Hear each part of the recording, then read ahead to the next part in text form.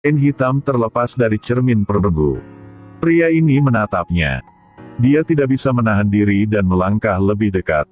Pada saat ini, suhu di sekitarnya tiba-tiba turun tajam. Hutan yang hangat seperti musim dingin yang lewat. Saat pria itu sadar kembali, dia dan rekan satu timnya merasakan tekanan kuat yang sangat familiar. Mereka tahu bahwa wanita menakutkan itu telah datang. Seperti yang diharapkan, di tengah sekelompok kavaleri hitam, muncul seorang wanita menunggangi singa putih. Wanita itu memiliki rambut dan kulit seputih salju. Aura wanita itu sangat arogan menunjukkan statusnya yang mulia. Singa putih raksasa juga berkontribusi pada otoritas wanita itu. Tidak hanya itu, dia juga memiliki kekuatan yang sangat spesial. Dia hanya perlu mengulurkan tangannya dan dua kurcaci di depannya langsung berubah menjadi patung es. Tujuannya datang ke sini kali ini adalah cermin perunggu itu. Cermin perunggu ini memiliki latar belakang yang sangat misterius.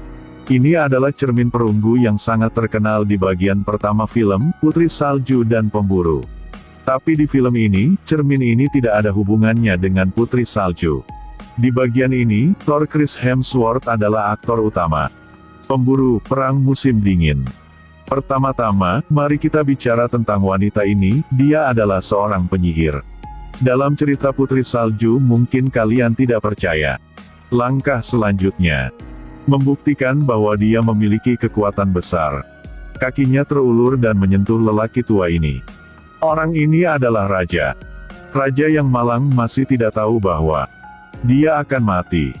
Wanita menggunakan jarinya untuk menunjuk bidak catur. Pada titik ini, raja mulai memutar matanya. Di kaki bidak catur raja ini mengalir cairan merah. Dia mengutuk raja. Raja meninggal di tempat. Wanita itu perlahan berjalan menuju cermin perunggu. Dia bertanya pada cermin perunggu, siapa yang paling cantik di dunia? Cermin perunggu dengan jujur menjawab, kamu adalah orang yang paling cantik di dunia ini. Tapi kakakmu akan melahirkan bayi perempuan. Anak itu nanti akan melampaui kecantikanmu. Ravenna mendengar itu, langsung merasa takut. Sebuah ide menakutkan muncul di benaknya. Pada saat kakak iparnya tertidur lelap, dia menyelinap ke kamar. Ketika saudara perempuan Freya berlari ke kamar, sudah terlambat.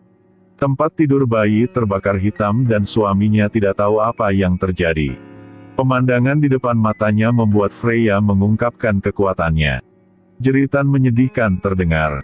Ini adalah pertama kalinya Freya memamerkan kekuatan salju dan esnya yang telah tertidur selama bertahun-tahun. Sejak saat itu, Freya menjadi kejam. Dia menjangkau semua anak di bawah umur. Dan melatih mereka untuk menjadi prajurit yang perkasa. Seiring berjalannya waktu, Freya menjadi ratu es yang membuat semua orang takut. Dia tanpa ampun dan dingin. Dia menetapkan aturan di tentara. Itu sama sekali tidak membiarkan kasih sayang apapun ada di militer. Dan aktor utama Erik tumbuh di sana. Sekarang, dia bukan lagi dewa petir yang agung. Di sana, dia bertemu cinta dalam hidupnya, Sarah. Setelah dia melarikan diri dari tempat beku itu, mereka membawa beberapa kurcaci dan berangkat bersama. Mereka hanyut di sepanjang sungai dan tiba di tempat asing. Tapi mereka merasa itu adalah tempat yang menakutkan. Hutan yang aneh. Tubuh hitam jatuh ke tanah, yang membuktikan bahwa ada semacam monster menakutkan di sini. Darah mereka ternyata minyak tanah hitam. Air yang mengalir di sekitar sini bukan air biasa. Ini emas tembaga. Ada begitu banyak harta dan permata di sini sehingga tidak ada yang datang untuk mengambilnya. Berdasarkan itu, mereka dapat mengatakan bahwa tidak ada satu orang pun yang bisa keluar dari sini hidup-hidup. Tujuan mereka mempertaruhkan hidup mereka untuk datang ke sini adalah untuk menemukan cermin perunggu legendaris. Saat mereka dengan hati-hati mendekati cermin, monster hitam melompat dari atas ke bawah. Itu benar, ini adalah monster hitam kotor. Itu meneriaki sekelompok orang Erik. Ia mengamati dan menyelidiki orang kulit putih ini. Tanduknya dilapisi dengan lapisan emas, dan lehernya juga memakai banyak rantai emas. Dan menambah badan gemuk. Itu cukup untuk membuktikan bahwa itu adalah penguasa hutan ini. Meski terlihat konyol, tapi itu memiliki kekuatan besar. Erik dan yang lainnya tidak berani bergerak, karena jika mereka bergerak, konsekuensinya akan mengerikan. Pada saat ini, monster itu mengunci targetnya. Itu mendekati kurcaci setinggi 1 meter persegi. Perlahan-lahan melihat ke bawah. Sebenarnya, ketika wanita ini memasuki hutan ini, mengambil rubi merah, tidak tahu apa yang akan terjadi padanya. Itu meraung pada wanita ini. Pada saat inilah Sarah meluncurkan serangannya. Erik dan Sarah juga tidak mudah dikalahkan. Erik menendang monster itu pergi. Lalu dia melemparkan palu ke sana. Ini membuat monster itu sangat marah. Monster itu sangat lincah dan menghindari palu. Sekarang mereka tidak berjuang untuk menentukan kemenangan, tetapi untuk menunjukkan kekuatan dan otoritas. Monster gesit memanjat pohon. Kemudian, ia membuka mulutnya dan meraung untuk memanggil teman-temannya. Monster itu saja sudah cukup membuat mereka lelah. Jika kaki tangannya datang, apa yang harus mereka lakukan? Sarah meluncur ke arah monster itu dan melemparkan palu ke arahnya. Erik melihat itu, berdiri dan melompat. Sebuah jungkir balik yang indah. Dia memegang tanduk monster itu. Pada saat itu, para kurcaci dengan cepat mengambil kain itu dan menutupi cermin perunggu dan membawanya pergi. Apakah semuanya berjalan lancar begitu? Mustahil. Erik dan Sarah saling memandang dengan penuh kasih. Di kedalaman hutan, raungan besar keluar. Mereka telah datang. Benar saja, kaki tangannya muncul. Monster yang tak terhitung jumlahnya bergegas turun dan mengepung mereka berdua. Erik memotong tali yang diikatkan ke kaki Sarah dengan palu. Lalu dia menyuruh Sarah berlari menuju jembatan kecil di depan. Dengan situasi ini, kalian berdua tidak bisa meninggalkan tempat ini bersama-sama. Erik memutuskan untuk memotong jembatan. Dia akan berkorban dan tinggal di sini. Untuk membuka jalan baru bagi Sarah untuk melarikan diri. Erik melawan monster sendirian. Segera setelah itu, mereka mengelilinginya. Mungkin dia harus mati di sini. Mustahil. Pada saat kritis, Sarah menemukan cara. Darah monster itu adalah minyak tanah. Dia menggunakan panah dan mencelupkannya ke dalam darah monster tadi. Kurcaci membantunya menyalakan api. Sarah memusatkan perhatiannya dan menembakkan busur dan anak panahnya ke monster. Segera monster-monster itu dilalap api biru. Mereka dibakar sampai mati. Erik juga lolos dari kematian. Mereka mempertaruhkan hidup mereka seperti itu hanya untuk mendapatkan kembali cermin perunggu. Tapi asal-usul cermin ini. Kita harus kembali ke masa ketika Putri Salju memimpin 7 kurcaci. Untuk membentuk pasukan. Dan menggulingkan kekuasaan Ratu Ravenna. Mereka dengan lancar mendapatkan cermin perunggu misterius itu. Seperti cermin dengan kekuatan sihir misterius. Setiap kali Putri Salju melihatnya, dia merasa sangat tidak nyaman. Dengan enggan, dia harus mengirimnya ke tempat rahasia. Tanpa diduga, dalam perjalanan untuk mengangkut. Cermin itu dicuri oleh monster. Erik karena ingin membantu para kurcaci menyelesaikan misi. Jadi dia memberanikan diri ke hutan ini. Lagi, dia menghadap cermin perunggu. Tapi dia tidak menyangka bahwa tidak lama kemudian cermin perunggu itu berada di tangannya. Ketika Ratu Es datang dan mengambilnya. Itu juga adegan pembuka dari video ini. Freya meninggalkan cermin perunggu di kamarnya. Dia menatap tajam ke objek ajaib dan menakutkan ini. Dan saat itu, sepertinya dari cermin ada kekuatan yang memanggilnya. Freya melihat ke cermin perunggu dan bertanya. Cermin ada di dinding, siapa di dunia yang bisa secantik saya? Saat dia mengatakan itu, cairan emas keluar dari cermin itu. Dia adalah Ratu Es Freya. Kembali, Freya bertanya pada cermin perunggu. Siapa yang paling cantik di dunia? Saat dia mengatakan itu, cairan emas keluar dari cermin. Itu terus mengalir ke arahnya. Cairan ini seperti memiliki kesadaran.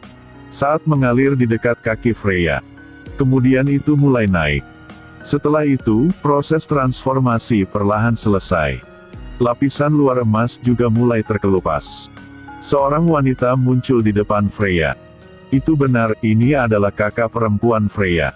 Ternyata bertahun-tahun sebelumnya, dia menjelma menjadi satu dengan cermin perunggu. Kali ini dia keluar untuk membangun kembali kerajaannya.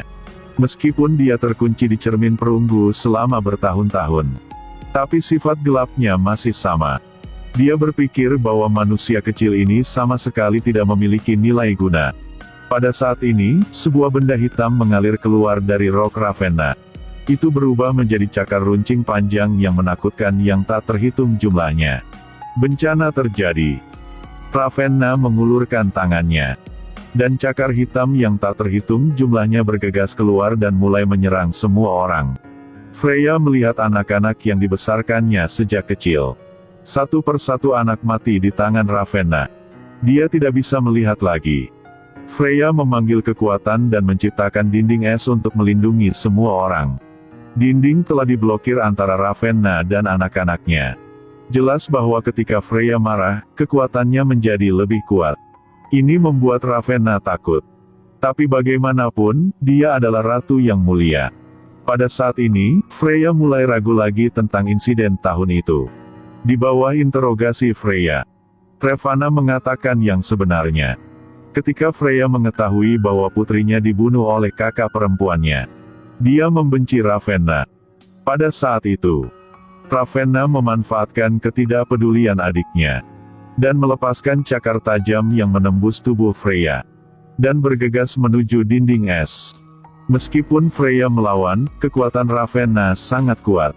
Lapisan es kecil di depannya pada dasarnya tidak berguna untuk melawannya. Tetapi pada saat itu, Erik tiba-tiba muncul. Dia mengayunkan kapak ke leher Ravenna. Tanpa diduga, lehernya sembuh dengan sendirinya seolah-olah tidak ada yang terjadi. Ravenna mendorong Erik ke bawah, lalu berbalik. Dan dengan gesit menghindari serangan Sarah. Kemudian dia muncul di depan Sarah dan mencengkeram lehernya. Dan melemparkannya ke tanah. Tapi ketika Ravenna berbalik, tidak yakin sejak kapan Freya berdiri di belakangnya. Dia memeluk Ravenna dengan erat. Dan pada saat itu, seluruh tubuh Ravenna mulai membeku. Bagaimana dia bisa dikalahkan? Tidak, Ravenna semakin gila. Dia akhirnya membunuh saudara perempuannya. Tetapi pada saat yang sama dia terluka parah. Ravenna bergegas ke cermin perunggu dan memohon kekuatan. Tapi saat itu, Erik belum mati. Dia menunjukkan senyum misterius, muncul di belakang Ravenna. Dan ketika Ravenna mengumpulkan kekuatannya, Erik dengan cepat bergegas ke arahnya. Meskipun dia tidak bisa menyentuh tubuh Ravenna, tapi dia memberi Freya kesempatan. Dan Freya menggunakan kekuatan terakhirnya untuk meluncurkan ke cermin. Mengubah cermin menjadi cermin es. Dan Ravenna masih mencoba membunuh Erik. Erik setelah memotong cakar Ravenna, melemparkan kapak melalui dia.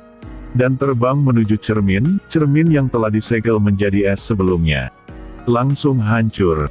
Pada saat yang sama, Ravenna juga berubah menjadi patung perunggu. Dan kemudian pecah menjadi 100 keping. Freya juga sekarat sekarang.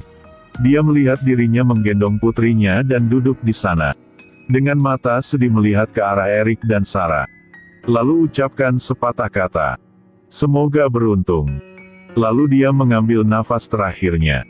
Para orang yang pernah dibekukan olehnya juga telah dihidupkan kembali. Film berakhir di sini. Faktanya, setiap orang memiliki cermin yang mencerminkan dirinya sendiri.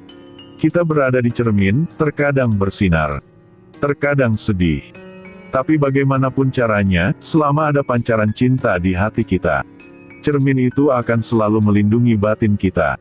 Selamanya tidak pernah rusak. Film ini sangat bagus. Semoga semua suka film ini. Saya jelas seseorang yang bisa mengandalkan kecantikan untuk menghasilkan uang. Tapi masih duduk di sini untuk review film bagus untukmu. Jangan lupa follow page saya.